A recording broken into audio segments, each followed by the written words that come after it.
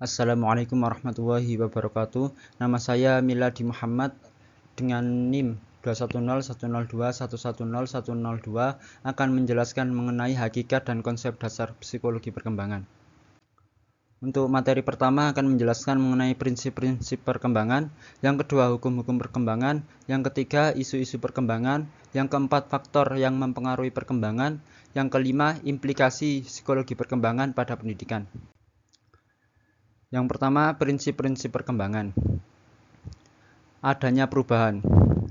Manusia tidak pernah dalam keadaan statis. Dia akan selalu berubah dan mengalami perubahan, mulai pertama pembuahan hingga kematian tiba.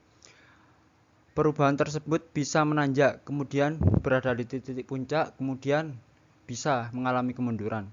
Seperti contohnya perubahan ukuran, perubahan fisik yang meliputi tinggi, berat, dan lain sebagainya. Yang kedua yakni perkembangan awal lebih kritis daripada perkembangan selanjutnya. Artinya lingkungan tempat anak menghiaskan masa kecilnya akan sangat berpengaruh kuat terhadap kemampuan bawaan mereka. Yang ketiga yakni perkembangan merupakan hasil proses kematangan dan belajar. Perkembangan seorang anak akan sangat dipengaruhi oleh proses kematangan, yakni terbukanya karakteristik yang secara potensial sudah ada pada individu yang berasal dari warisan genetik individu. Seperti misalnya dalam fungsi filogenetik yakni merangkak, kemudian duduk. Yang keempat, pola perkembangan dapat diramalkan. Dalam perkembangan motorik yakni mengikuti hukum cepalokaudal, yaitu perkembangan yang menyebar ke seluruh tubuh, dari kepala ke kaki. Hal ini berarti bahwa kemajuan dalam struktur dan fungsi pertama-tama terjadi di bagian kepala, kemudian badan, dan terakhir kaki. Kemudian yang kedua yakni proximodistal, perkembangan dari yang dekat ke yang jauh.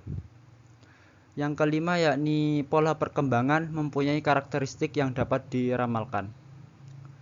Semua anak mengikuti pola perkembangan yang sama dari satu tahap menuju ke tahap yang berikutnya. Pola perkembangan ini tidak akan berubah sekalipun terdapat variasi individu dalam kecepatan perkembangan. Pada anak yang pandai dan tidak pandai akan mengikuti urutan perkembangan yang sama seperti anak yang memiliki kecerdasan rata-rata. Yang keenam, terdapat perbedaan individu dalam perkembangan. Perbedaan ini disebabkan karena setiap orang memiliki unsur biologis dan genetik yang berbeda. Kemudian ada pula faktor lingkungan di perkembangan seorang anak tersebut. Seperti misalnya perkembangan kecerdasan dipengaruhi oleh sejumlah faktor seperti kemampuan bawaan dan suasana emosional. Yang ketujuh yakni setiap tahap perkembangan memiliki bahaya yang potensial. Pola perkembangan tidak selamanya berjalan mulus. Pada setiap usia mengandung bahaya yang dapat mengganggu pola normal yang berlaku. Beberapa hal yang dapat menyebabkan antara lain dari lingkungan seorang anak itu sendiri. Untuk selanjutnya hukum-hukum perkembangan. Yang pertama yakni hukum cepalokaudal. Hukum ini yakni mengatur proses pertumbuhan fisik yang menjelaskan bahwa pertumbuhan fisik dimulai dari atas ke bawah, di mana bagian-bagian kepala berkembang lebih awal daripada bagian lainnya. Fenomena ini dapat diamati selama perkembangan prenatal seperti pada janin dan juga mencerminkan bahwa bayi mampu menggunakan mulut dan mata lebih awal daripada anggota tubuh lainnya. Yang kedua yakni hukum proximodistal, yakni pertumbuhan fisik berfokus pada pusat dan merambat ke bagian pinggir. Organ-organ vital seperti jantung, hati, dan sistem pencernaan lebih awal dalam proses fungsionalnya dibanding dengan anggota tubuh perifer. Hal ini dikarenakan organ tersebut memiliki peran yang lebih penting daripada anggota tubuh lainnya. Seperti contoh, seorang anak masih dapat bertahan hidup dengan sedikit kelainan pada organ pusat seperti jantung, sementara kelainan serupa pada organ perifer seperti ginjal dapat memiliki konsekuensi yang fatal. Yang ketiga yakni hukum tempo dan ritme atau irama perkembangan. Proses perkembangan berjalan dalam urutan tertentu dengan tingkat perkembangan yang relatif konsisten dan dapat diterapkan secara umum. Ketika perkembangan berjalan lebih lambat daripada standar perkembangan umumnya, ini bisa menjadi indikasi adanya tanda-tanda gangguan atau hambatan dalam perkembangan. Yang keempat yakni hukum masa peka. Menurut Mario Montessori, masa peka adalah masa pertumbuhan ketika suatu fungsi jiwa mudah sekali dipengaruhi dan dikembangkan. Selanjutnya, isu-isu perkembangan. Studi psikologi perkembangan mengacu pada 4 isu utama, yang diantaranya yakni yang pertama sifat dasar manusia. Sifat dasar manusia ini meliputi 3 pandangan. Yang pertama pandangan mekanistik, yakni pandangan suatu yang beranggapan bahwa semua berada di dunia, termasuk organisme kehidupan dapat dipahami dengan baik sebagai mesin. Yang kedua yakni pandangan organismik, artinya pandangan yang menganggap bahwa manusia merupakan suatu keseluruhan atau gestalt yang lebih dari sekedar penjumlahan dari bagian-bagiannya. Yang ketiga yakni pandangan kontekstual. Pandangan ini mengungkapkan bahwa perilaku mempunyai arti hanya dalam hubungannya dengan konteks sosial historikal. Yang kedua yakni kualitas dan kuantitas. Perkembangan adalah perubahan yang sifatnya bertahap dan merupakan akumulasi dari perilaku dan kualitas pribadi yang sama yang telah diperoleh sebelumnya.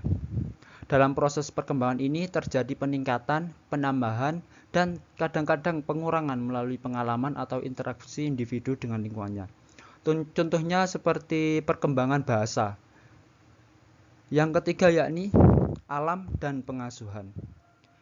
Nature, alami, karakteristik bawaan, bisa dijelaskan sebagai sifat unik yang dimiliki seseorang sejak dini atau yang diwarisi sebagai bagian dari karakter. Sementara itu, nurture atau pengasuhan atau pemeliharaan bisa diartikan sebagai faktor lingkungan yang mempengaruhi individu dari tahap awal kehidupannya ke depan. Seperti contoh kasus mengenai hal tersebut yakni umumnya bayi secara tidak sadar menunjukkan respon dan aktivitas bahasa terhadap lingkungan sekitarnya.